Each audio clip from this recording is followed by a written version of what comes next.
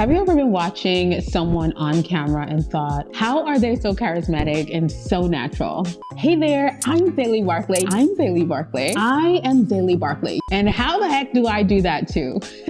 Listen, I used to wonder the same thing until I realized that creating a magnetic presence on camera is not about being perfect. It's really more about experimenting with different versions of yourself, your true self, to find what feels authentic. Hey guys, hey, I'm Zaylee Barkley.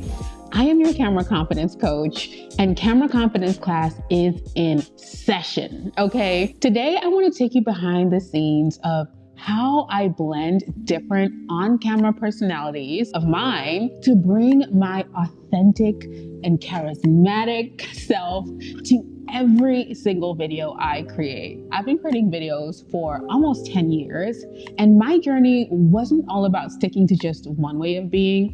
It really was about playing around with my energy, playing around with my tone, playing around with my style and delivery until I found my sweet spot. And that is exactly what I want for you. Here's where I started. I would record myself in different styles, and sometimes I'd be exuberant and almost over the top. Hey there, I'm Zaylee Barkley, your camera confidence coach, and today we're diving into something that changed everything for me on camera. It is finding your authentic voice. And other times I'd dial it way back and just go for a more laid back vibe. Hey y'all, I'm Zaylee Barkley, your camera confidence coach. And today we are diving into something that completely changed the game for me on camera. It is finding your authentic voice. And then I'd experiment with being more intense and focused and serious. Hey there, I am Zaylee Barkley, your camera confidence coach. And today we are diving into something that completely changed everything for me on camera. It is finding your authentic voice. I really wasn't trying to be someone else. I was really exploring which aspect felt most like me, most natural, most Zaylee. I remember feeling really awkward at first, and I was like, am I doing too much? Is this really me? But over time, I realized that each version brought out something new in me. When I was more upbeat, I felt energized and my audience felt energized. When I was laid back and conversational, my audience felt that as well. And I connected on a deeper level. And when I was intense, I got straight to the point. Trying these out helped me to find a blend that felt real and relatable. And one exercise that I still use today is performing a short script in different emotional tones. I'll try that script out happy, and then I'll switch to serious, and then I'll finish with excited. Each time I'm paying attention to how it feels. How does it feel for me internally? Does it flow naturally? Does it resonate? And sometimes I'm surprised by which version brings out the best in me. And honestly, guys, that's the beauty of experimenting with yourself. Yes, it's going to take time, but it's so worth it. Another tip that really helped me is speaking as if I'm speaking to someone specific. When I create my videos and I think about a particular person that I'm speaking to, maybe it's a client or someone in my community, and I ask myself, what kind of energy would I need to bring to this conversation if I was really just sitting down and explaining this to them in person? And this helps me come off more natural and charismatic because it helps me tap into myself and my self-awareness, especially because it's not that I'm talking to a camera in that moment. I was connecting with someone real. I want you to try this in your next video. I want you to picture someone you know would benefit from what you're sharing, and think about how you would explain it to them if you were sitting down with them face to face. Think about, like, would you be more excited? Would you be calm? Would you be serious? This little shift makes such a huge difference in how authentic and engaging you come across. Another thing that really helped me was getting feedback from friends and family. Okay, this one could be a bit scary, but I would do a mini interview and I would switch up my energy levels. Sometimes I'd do the same thing. I'd go all in or I'd keep it cool.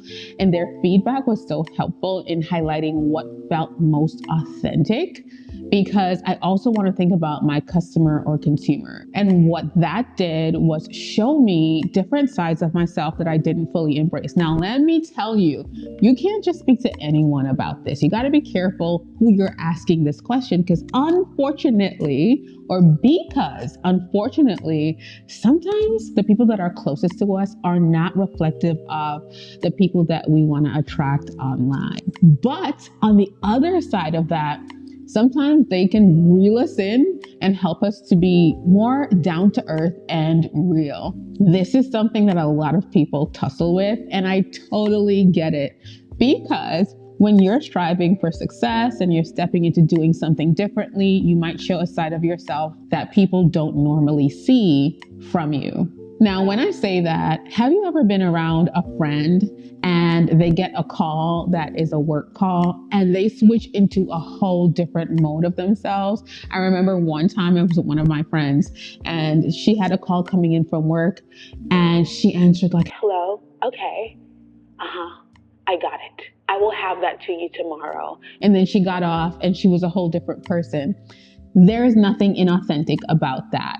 Even when you're on camera, sometimes you show up in a more professional way than how you would show up with your friends and family. I think that people misconstrue what is authentic or what authenticity is, as authenticity calls for different aspects or sides of ourselves when it comes to different situations. And that's just simply it. So don't feel like you're being fake or phony if you have a higher tone or more energy when you're on camera versus when you're speaking to your friends and family. I want you to remember that there is a time and place for everything. So when it comes to asking someone about you or how you present yourself or their opinions, remember to take that with a grain of salt. You are the person that is showing up and sharing on camera, and you have to be comfortable with how you present yourself and how you present yourself to connect with the people that you desire to connect with.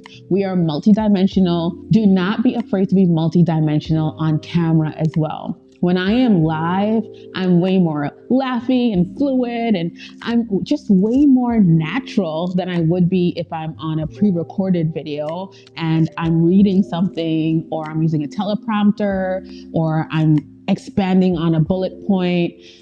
It's different. So don't feel bad about how you show up and how you practice in order to find your own sweet spot. Now, sometimes what I might do is tap into my favorite creators, whether they are YouTubers or people that are TV hosts or even social media personalities. P.S. I love watching masterclass, and sometimes I love watching how they present themselves as well. But I see the same thing. They're not just one thing all the time. They're blending different traits and they're keeping it fresh and engaging. And it's a reminder that I do not have to box myself into one style, and you don't have to either. Yes, it might be awkward at first. And yes, you might feel like you're putting on a show, but that is really part of the process. For me, it was really about stepping outside of my comfort zone. Okay, being on camera is a high income skill. That's why not a lot of people do it. You get to embrace different layers of who you are, and trust me, that is where your real magic lies. Mastering dynamic persona shifts can completely change how you connect with your audience. When I started embracing these shifts, I noticed that people were even more engaged. They were more connected and even more invested in what I had to say. So it's not about just having a script. It's about the confidence to show up as the fullest, flyest version of yourself that you can muster, okay? So as you're recording your next video, I don't want you to be afraid to experiment. I want you to take some time to blend those different traits.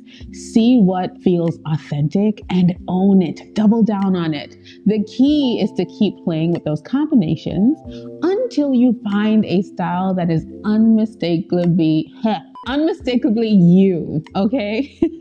And I I want to hear from you. I want you to drop a comment. I'm laughing because I just made a mistake, but Rio is going to edit that out.